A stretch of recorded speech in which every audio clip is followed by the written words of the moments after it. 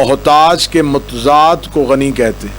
سبحان اللہ۔ جو کسی سے مانگے اسے محتاج کہتے ہیں، جی جو کسی سے بھی نہ مانگے اسے غنی کہتے ہیں۔ سبحان اللہ غنی صفت ہے اور اللہ کے اسماء میں سے ایک اسم ہے۔ سبحان اللہ سبحان وہ بے نیاز ہے، وہ کسی کا محتاج نہیں۔ جو کسی کا محتاج نہیں وہ کہہ رہا ہے کہ اے میرا محمد میں نے تجھے بھی کسی کا محتاج نہیں کیا، بابا میں بھی کسی سے نہیں مانگوں گا اور تو بھی کسی سے نہیں مانگے گا۔ آیت آج بھی قرآن میں موجود ہے، خدا کہہ رہا ہے کہ میں نے اپنے حبیب کو غنی کر دیا، یعنی کہ بے نیاز کر دیا، ایسا کہ کسی کا محتاج بھی نہیں ہونے دیا۔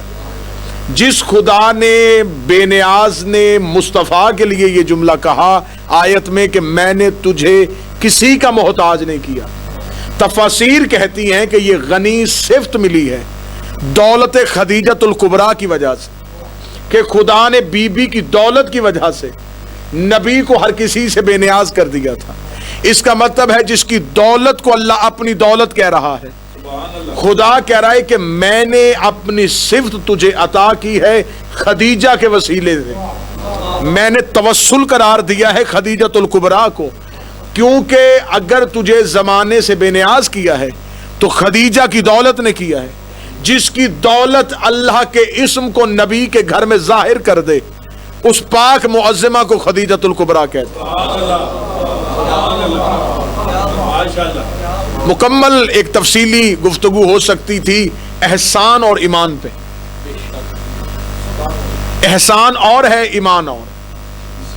بابا جی قرآن میں جتنے بھی احکامات آئے امت نے حکم کے بعد عمل کیا تو اطاعت کہلوایا۔ مثلا بابا جی خدا نے کہا نماز پڑھو، اس حکم سے پہلے کسی نے نہیں پڑھی، پڑھی گئی تو حکم کے بعد، اس کا مطلب یہ اطاعت خدا ہے۔ ہاں اگر کوئی حکم سے پہلے پڑھ دیتا تو پھر یہ اطاعت نہیں تھی، یہ احسان تھا۔ خدا نے کہا کہ زکوٰۃ دو، جس نے حکم کے بعد دی اس نے اطاعت کی۔ اگر کسی نے حکم سے پہلے بھی اللہ کی راہ میں خرچ کیا تو اس کا مطلب ہے کہ وہ اطاعت نہیں، وہ احسان ہے۔ خدیجۃ الکبریٰ نے احکامات الہیہ کے اترنے سے پہلے اسلام میں اللہ کی راہ میں خرچ کرنا شروع کر دیا۔ اس کا مطلب ہے کہ اگر کوئی اسلام لانے کے بعد خرچ کرتا تھا تو وہ اطاعت میں کرتا تھا۔ بی بی نے قبل از حکم یہ خرچ کر کے بتایا کہ میں اطاعت میں خرچ نہیں کر رہی، احسان میں خرچ کر رہی۔ جناب خدیجۃ الکبریٰ سلام اللہ علیہ کی جتنی دولت راہ خدا میں خرچ ہوئی ہے وہ احسان ہے بی بی کا۔ سبحان اللہ۔ یہی وجہ تھی کہ اسی احسان کی وجہ سے خدا کہتا میری راہ میں خرچ کرو، لیکن اتنا جتنا کر سکتے ہو۔ مثلا خدا نے اگر زکوٰۃ کی بھی حد معین کی ہے، سادات کا حق ہے خمس، حد معین ہوئی، خدا نے ایک حد تک مانگا ہے، اگر تم میری راہ میں خرچ کرو تو ایک حد تک۔ مثلا خدا نے مجھ سے اگر کہا ہے میری راہ میں خرچ کر، میرے پاس 500 ہے تو خدا نے 500 نہیں مانگا، خدا نے کہا اس میں سے 100 میری راہ میں خرچ کر دے، باقی تجھ پہ حلال ہے۔ میرے مالک مجھے تجھ سے بڑی محبت ہے، میں پورا 500 تیری راہ میں خرچ کروں گا۔ خدا نے کہا 100 میں نے مانگا تھا، 400 تو نے خود سے کیا، اب یہ 400 تیرا ہے مجھ پہ قرض، اور اب یہ قرض میں تجھے لوٹاؤں گا۔ اس کا مطلب ہے کہ جتنی حد خدا معین کرے وہ ہے اطاعت میں، جو اس سے زیادہ ہو جائے وہ ہے احسان میں۔ بی بی خدیجہ نے دولت خرچ کی ہے احسان کر کے، احسان بن گیا قرضہ، قرضہ توحید کے سر پہ رہا۔ اسلام مکے میں پھلنا پھولنا شروع ہوا، خدا نے احسان کا قرض واپس نہیں کیا۔ اسلام مدینے میں پہنچ گیا، اب اسلام رئیس ہو چکا تھا، اب اسلام پاؤں میں کھڑا ہو چکا تھا۔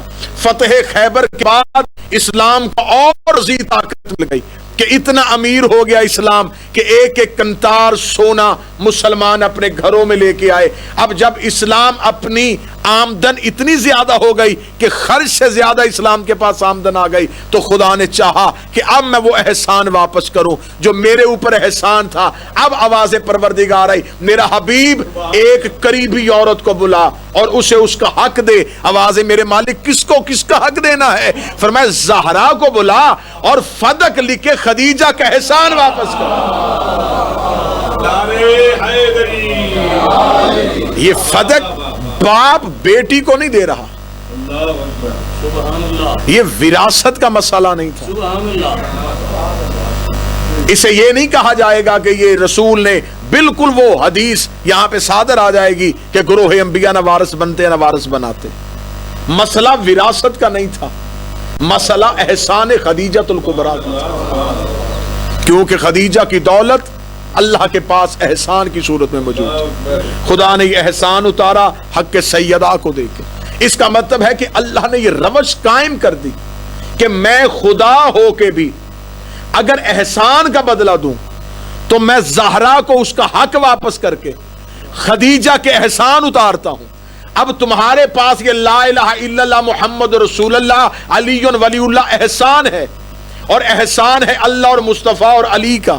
اگر تم بھی اس احسان کا بدلہ دینا چاہتے ہو تو سادات کو خمس ادا کر کے زہرا کا حق واپس کرو تاکہ کلمہ بھی جائز ہو سکے اور عبادتیں بھی قبول ہو سکے. اس کا مطلب ہے یہ خمس جو آج بھی سادات کو ادا کیا جاتا ہے, یہ خمس کو اسلام میں اس حوالے سے رائج نہیں ہے کہ معاذ اللہ ثم معاذ اللہ کہ سادات کیونکہ انہوں نے اسلام پھیلایا ہے تو اب ان کو ان کا حق واپس کرنا ہے. یہ سیدہ کا حق تھا, اور یہ سیدہ کے پاس آیا احسان خدیجہ الکبریٰ کی صورت. کیا کہنے اس شہزادی کے جو صرف ملکہ نہیں ملیکۃ العرب ہے, جس نے اتنی دولت راہ خدا میں خرچ کی, اتنی دولت راہ خدا میں خرچ کی کہ اہل سنت برادران کی کتابیں بھی لکھتی ہیں کہ جب جناب خدیجہ سونے کے ڈھیر لگاتی تھی تو اونٹ برابر کھڑے کیے جاتے تھے, تو اونٹوں کی کوہان کے اوپر سونا نظر آتا تھا جو بی بی راہ خدا میں لٹاتی تھی. اور کیا کہہ کے لٹاتی تھی؟ بی بی کہتی تھی کہ مکہ کے لوگوں کو بلاؤ اور بلا کے کہہ دو کہ مصطفیٰ کا کلمہ پڑھتے جائیں, اور جو قرض انہوں نے خدیجہ سے لیا ہے وہ معاف کرواتے چلے جائیں. مکہ میں لا الہ الا اللہ کا رواج تھا, محمد رسول اللہ کی تبلیغ ہوئی مدینے میں آ کے. اس کا مطلب ہے کہ مکہ میں لا الہ الا اللہ کو بچانا تھا. بی بی خدیجہ نے شوہر سمجھ کے مصطفیٰ کو نہیں بچایا, سب سے پہلے بی بی نے مکہ میں توحید کو بچایا. اگر مکہ میں یہ بی بی ہی اتنا مال راہ خدا میں خرچ نہ کرتی تو مکہ ہی سے لا الہ الا اللہ کا خاتمہ ہو گیا. لا الہ الا اللہ کو بچانے کے لیے بی بی نے پہلی ابتدا کی, اور بی بی نے کہہ دیا کہ جاؤ اعلان کر دو کہ جو خدیجہ سے قرض معاف کروانا چاہے. کتابوں میں لکھا ہے کہ جب لوگ قتل مصطفیٰ کے ارادہ سے تلواریں لے کے گھر سے نکلے تھے اور دروازہ رسالت پہ آ کے دھمکی امیز لہجے میں کہا تھا, اے یتیم عبداللہ تو ہمارے خداؤں کو برا کہتا ہے, تو پردے کے اندر بیٹھی سیدوں کی ماں نے کہا تھا, مولا مجھے تیری عزت کی قسم, یہ جتنے تیرے دروازے پہ بھونکنے کے لیے آئے یہ سارے میرے قرضدار ہیں, یہ سارے ہی نمک خوار خدیجہ ہیں. بی بی نے دروازے کے پیچھے کھڑی ہو کے نام لے لے کے کہا تھا, اے فلاں ابن فلاں بتا, کیا تیرے باپ نے میرا اتنا قرضہ نہیں دینا؟ اے فلاں کے بیٹے بتا, کیا تیری ماں میرے گھر سے اناج نہیں لے کے جاتی؟ سب نے دروازے میں بیٹھے ہوئے پوچھا بی بی کون ہے؟ آواز خدیجہ بنت خویلد. تو بی بی ہم تو دروازے پہ آئے تھے. بی بی نے فرمایا اٹھاؤ, سارا خزینہ تمہارا, شاہ مدینہ ہمارا. اور تاریخ طبری میں ایک بڑا خوبصورت شعر ہے جو میں سادات کی نظر کرنا چاہوں گا کہ جب یہ بی بی رسول کے گھر آ گئی تو قریش کی عورتیں دیکھنے کے لیے آئیں. کیا ہے دیکھنے کے لیے جاتے ہیں کہ آج بی بی خدیجہ الکبریٰ کس حالت میں. جب وہ صحن مصطفیٰ میں پہنچی تو شہزادی خاک پہ تشریف فرما تھی. شہزادی کو خاک پہ بیٹھے ہوئے دیکھا تو قریش کی عورتیں جو ایک جتھے کی صورت میں آئی تھی, انہوں نے ایک تانا دیا. وہ تانا انہوں نے ایک شعر پڑھ کے دیا, کیونکہ عربوں میں یہ رواج عام تھا, یہ تانے کے بغیر رہتے نہیں تھے, اور جب یہ تان و تشنیع کرتے تھے تو وہ بھی ادب کے پیرائے میں کرتے تھے. اس نے ایک شعر پڑھا. وہ شعر کیا تھا؟ انہوں نے کہا خدیجہ باپ تیرا خویلد اتنا امیر تھا کہ اس کے سر کا شملہ عرش کو چھوتا تھا, اور تو یتیم عبداللہ کی نوکری کر رہی ہے. یہ شعر پڑھ کے توہین رسالت بھی کی اور بی بی کا مذاق بھی اڑایا کہ باپ تیرا اتنا امیر تھا کہ اس کے سر کا شملہ عرش کو چھوتا تھا, اور تو یتیم عبداللہ کی نوکری کر رہی ہے. بابا جی بی بی نے شعر کا جواب شعر میں دیا, نہ بی بی نے قافیہ بدلا, نہ بی بی نے بحر بدلی, نہ بی بی نے وزن بدلا. بی بی نے کہا باپ میرا اتنا امیر تھا کہ اس کے سر کا شملہ عرش کو چھوتا تھا, جس کی نکرانی بن کے آئی ہوں اس کے جوتے عرش کو چھوتے. باپ اتنا امیر تھا, باپ اتنا امیر تھا کہ اس کے سر کا شملہ عرش کو چھوتا تھا, لیکن جس کی کنیزی میں بیٹھی اس کے پاؤں کے جوتے عرش کو چھوتے. عرب کی عرب پتی بی بی, جس کے نوکروں کے خیموں کے رسے بھی سونے کے تھے, کنیزوں کی کمر کی پیٹیاں بھی سونے کی, 80,000 اونٹ جس کے ایک وقت میں تجارت کے لیے نکلتے تھے. تاریخ کے جملے ہیں کہ اتنا وسیع اور اتنا طویل ہوتا تھا بی بی کا تجارت کا قافلہ کہ آخری اونٹ مکہ سے نکل رہا ہوتا تھا اور پہلا اونٹ یمن میں داخل ہو رہا. اتنی لمبی تعداد میں شہزادی کے اونٹ تجارت کے لیے نکلتے تھے. اور کیا کہنے احسان جناب خدیجۃ الکبریٰ صلوات اللہ علیہا کہ پیغام عقد بھی بی بی کے ہاں سے گیا.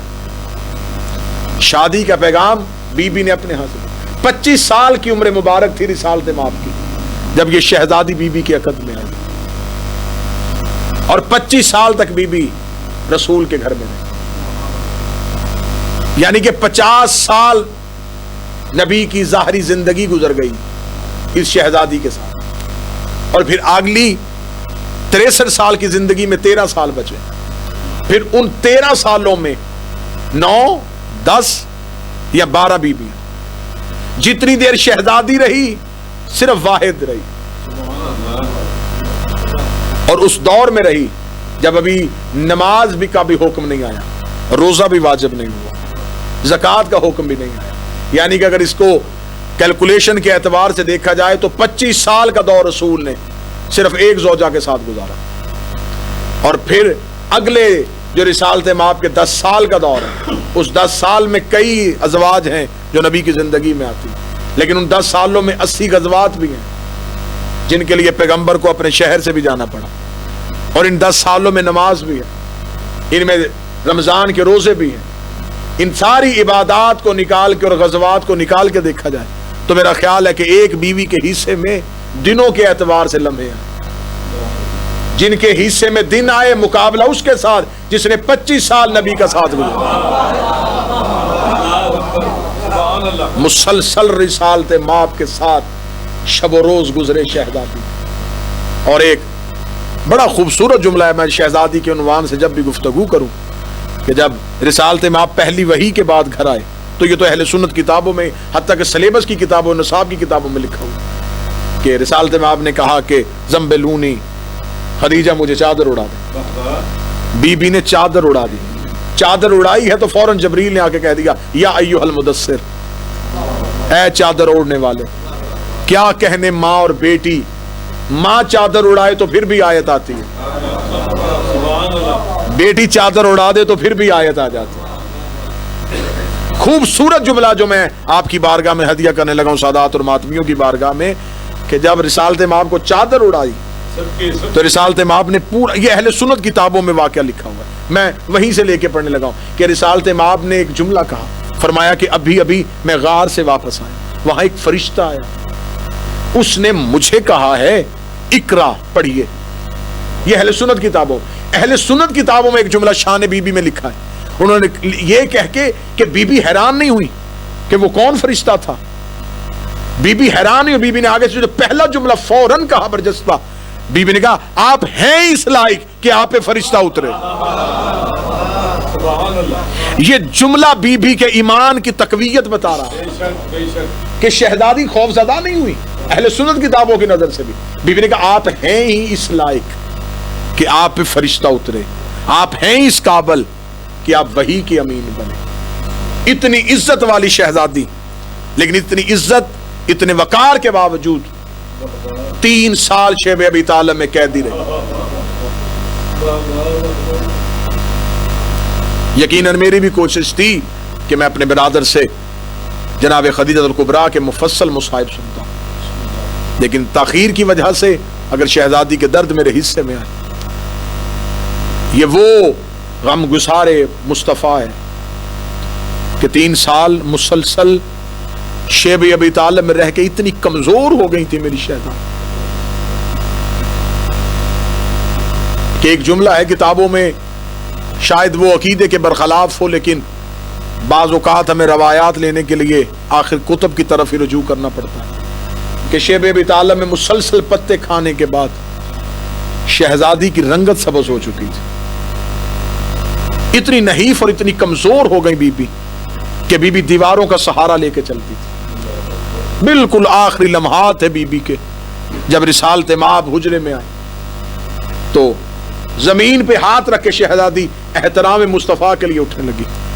بی بی کے اٹھنے سے پہلے نبی زمین پہ بیٹھ گئے, اپنے دونوں ہاتھ شہزادی کے ہاتھوں پہ رکھے گا, مادر زہرا ساری زندگی ادب میں کھڑی ہوئی, ساری زندگی تو نے بڑا احترام کیا, لیکن اے فاطمہ کی ماں اب آپ کا بدن بڑا ضعیف ہو چکا, اب آپ میں وہ طاقت نہیں رہی, اب آپ میرے احترام میں اٹھیے نا. شہزادی کی آواز آئی, اے کائنات کے مرسل اعظم, میری تو ہمیشہ یہ کوشش رہی ہے کہ آپ کی ادب میں کوئی کمی واقع نہ. رسول زمین پہ بیٹھ کے اور شہزادی زمین پہ ہے, جو حالت شہزادی کی لکھی وہ سادات کے سامنے میں بیان نہ کر سکوں گا, فقط ایسے ہی تھا جیسے خاک پہ ایک چادر پڑی ہوئی. رسالت مآب نے سامنے بیٹھ کے کہا, خدیجہ تیرے بڑے احسان ہیں مجھ پہ, تیرے احسان صرف مجھ پہ نہیں, تیرے احسان توحید پہ. اتنا کہنا تھا, بی بی کے آنسو ریت پہ جذب ہوئے. بابا جی بی بی نے جو پہلا جملہ کہا, یا رسول اللہ احسان کا بدلہ مانگنا چاہتی نہیں, لیکن میری ساری زندگی کے احسان اگر ایک پلڑے میں رکھ دیے جائیں تو کیا ایک خواہش کر سکتی ہوں؟ خواہش کا نام آنا تھا یا نبی کی آنکھیں کھلی. آواز آئی, کون سی خواہش؟ امامت کو اللہ نے تیری نسل میں رکھ دیا, جنت کی سرداری خدا نے تیری نسل میں رکھ دیا, کائنات کے وارث خدا نے تیرے بیٹوں کو بنا دیا, اب بھی تیرے پاس کوئی خواہش باقی ہے؟ شہزادی نے وہیں خاک پہ سر رکھا, فرمایا لاکھ شکر اس پروردگار کا جس نے مجھے آپ کی کنیزی کے لیے مخصوص کیا. یا رسول اللہ خواہش یہاں کی نہیں ہے, خواہش مجھے ایک ماں ہونے کی حیثیت سے, جو بھی ہے لیکن میں ایک ماں تو ہوں. رسول نے فرمایا خدیجہ خواہش کا اظہار کیا جائے. روزہ دار بیٹھے ہیں, سادات بیٹھے ہیں, میرا مالک جلد از جلد عزاداری کے دروازے کھلیں, ہم تشنا ہو گئے ہیں حسین کے گھر سے, جلد حسین کے گھر کے دروازے کھلیں, کربلا کو ہر زائر کے لیے کھولا جائے, جلد از جلد ہماری آنکھیں پھر انہی امام بارگاہوں میں حسین کو رو سکیں. انہی دعا کے ساتھ میں وہ لفظ پڑھنے لگا ہوں جس لفظ پہ مصیبت کا پہاڑ ہے. رو کے فرمایا خدیجہ خواہش بتا. بی بی نے خواہش نہیں بتائی, بی بی نے صرف ایک جملہ کہا, یا رسول اللہ میری فاطمہ کا بھائی کوئی نہیں, میری زہرا کا بھائی کوئی نہیں, بس یا رسول اللہ ایک ادنا سی خواہش ہے, اپنی امت کو وصیت کر کے جائیے گا میرے بعد میری بیٹی کا خیال رکھیں. اتنا کہنا تھا, توقع خدیجہ یہ تھی کہ رسالت میں آپ فوراً کہیں گے, اے خدیجہ امت تیرے بعد تیری بیٹی کا بڑا حیا کرے گی, میں نے اٹھ اٹھ کے ممبروں سے تیری بیٹی کا احترام سکھاؤں گا. بی بی کچھ سننا چاہ رہی تھی, یا رسول کی آنکھیں ایسے جاری ہوئی جیسے ساون کے بادل. بی بی کی آواز ہے یا رسول اللہ خواہش کوئی مشکل تو نہیں کی؟ فرمائے خواہش مشکل نہیں لیکن امر مشکل ہے۔ یا رسول اللہ میں سمجھی نہیں۔ فرمایا خدیجہ خواہش وہ کر جو میں پوری کر سکوں۔ کیوں یا رسول اللہ؟ کیا میرے جانے کے بعد امت میری اکلوتی بیٹی کا خیال بھی نہیں رکھے گی؟ رسول نے زمین پہ سر رکھ کے کہا میرے جانے کے بعد میری فاطمہ رل جائے گی۔ یہ جملہ سننا تھا، ہچکیاں تیز ہو گئی سیدہ کی ماں کی، رو کے کہنے لگی اتنی دولت اتنی محنت کی میں نے اسلام کی بنیادوں کو مضبوط کرنے کے لیے، اور میری اکلوتی بیٹی امت اس کی بھی عزت اور حیا نہ کر سکے گی؟ یا رسول اللہ زہرا کی توقیر میں کیا کمی ہوگی؟ اتنا کہنا تھا، رسول کی آواز ہے خدیجہ آنکھیں کھول اور منظر دیکھ۔ جب یہ جملہ کہنا تھا بی بی خدیجہ نے جملہ کہا وہ میں صدا سے معافی مانگ کے پڑھنے لگا ہوں۔ بی بی خدیجہ کے جو کہ کہہ دیا یا رسول اللہ انگلیاں ہٹا لیجئے، یہ تو دربار میں کوئی ضعیفہ کھڑی ہے۔ جب کہنا دربار میں کوئی ضعیفہ کھڑی ہے، رسول کی آواز ہے پہچان کے بتائیے کون ہے؟ بی بی دیکھ کے کہہ دی یا رسول اللہ لوگ دربار میں کرسیوں پہ بیٹھے ہوئے ہیں، اکیلی ایک ضعیفہ ہے جو کبھی دائیں دیکھ رہی ہے کبھی بائیں دیکھ رہی ہے۔ اتنا کہنا تھا، رسول دونوں ہاتھ بی بی خدیجہ کے ہاتھوں پہ لیے، آواز آئی پہچان یہ تیری بیٹی فاطمہ ہے۔ فاطمہ کا نام آنا تھا۔ آواز آئی یا رسول اللہ بی بی کے سر کے بال سفید کیوں ہو گئے؟ میری زہرا کی عمر تو اتنی نہیں تھی، میری شہزادی کے سر کے بال سفید کیوں ہوئے؟ فرمایا مصیبتیں اتنی پڑ جائیں گی کہ اگر میں زندہ ہوتا تو میں نبی ہونے کے باوجود بھی ان مصائب کو برداشت نہ کر سکتا۔ فرمایا یا رسول اللہ کیا مصائب آئے گا؟ فرمایا میرے بعد میرے دربار میں جائے گی امت سے حق طلب کرنے کے لیے۔ حق کا نام آنا تھا، چھوٹی سی زہرا کو اٹھا کے سینے سے لگا کے کہتی ہے میرے بعد کچھ نہ مانگنا۔ رسول کی آواز ہے نا خدیجہ یہ مانگے گی، اس کی صدائے غربت استغاثہ بن کے ابھرے گی، یہی تو زمانے میں انقلاب برپا کرے گی۔ بی بی رو کے کہتی ہے اچھا دربار سے حق نہ ملے گا تو میری شہزادی اس درد کو برداشت نہ کر سکے گی؟ بس سادات مجھے نوکر سمجھ کے اگلا جملہ معاف کیجئے گا اور اسی پہ دعا ہو جائے۔ رسالت مآب کی آواز آئی خدیجہ اب ذرا دیکھیے گا۔ جب کہا نا اب ذرا دو انگلیوں کے درمیان دیکھیے، بی بی خدیجہ نے جو جملہ کہا وہ درد کا پہاڑ جگر چیرنے کے لیے ہے۔ بی بی دیکھ کہتی یا رسول اللہ 40 لوگ دروازے کو دھکا دے رہے ہیں، ایک مزدور اکیلی دروازے کو روک رہی ہے۔ آواز آئی پہچان یہ تیری بیٹی فاطمہ ہے۔ یا رسول اللہ یہ دروازے پہ آنے والے کو عیسائی یا کافر ہیں؟ فرمائے نہیں یہ مسلمان ہے، کلمہ بھی میرا پڑھیں گے، تیری زہرا کو زخمی کرنے کے لیے دروازے پہ آئیں گے۔ آواز آئی ایک زخم بتائیے اور پھر خدیجہ اپنی آنکھیں بند کر لے۔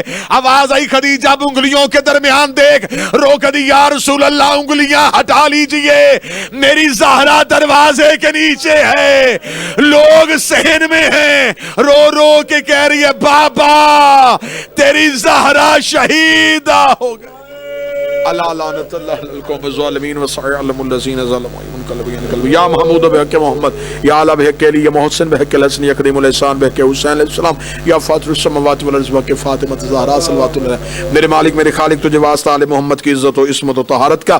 میرے مالک یہ مکمل اشرائے مجالس جو بعنوان ولایت امیر المومنین عزاداری حسین اور حرمت سادات کے حوالے سے ہوتا، میرے مالک اس تمام اشرا کی تمام مجالس آپ کی بارگاہ میں، سیدہ کونین کی بارگاہ میں اور بالخصوص ولی العصر کی بارگاہ میں شرف قبولیت عطا فرما۔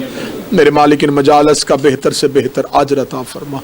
میرے مالک جتنے بھی اس عزم، جتنے بھی اس پیغام، جتنے بھی اس اعلان غدیر کے داعی ہیں میرے مالک جو دنیا چھوڑ کے چلے گئے، بالخصوص مخدوم بابا سید نزاکت حسین شاہ صاحب، شہید ملت علامہ ناصر عباس صاحب، جناب عمران مرتضیٰ کے والد محترم جناب آفتاب شاہ جی، ان کے خانوادہ، ان کے والد محترم، میرے مالک ان تمام کے درجات میں اضافہ فرما۔ واسطہ محمد و آل محمد کی عزت و عصمت و طہارت کا، وہ تجدید عہد جن پہ وہ قائم رہے میرے مالک ہمیں اس پہ استقامت نصیب فرما۔ میرے مالک تحریک تحفظ ولا و ازا حرمت سادات کے ان تمام بزرگان سادات کا سایہ قوم کے سر پہ سلامت فرما۔ میرے مالک واسطہ محمد و آل محمد کی عزت و عصمت و طہارت کا، دنیا جس وبا کا شکار ہے میرے مالک، اس وبا سے ہر علی ولی اللہ پڑھنے والے کو محفوظ و مامون فرما، ہر عزادار شبیر کو محفوظ و مامون فرما، ہمیں ان سخت سے سخت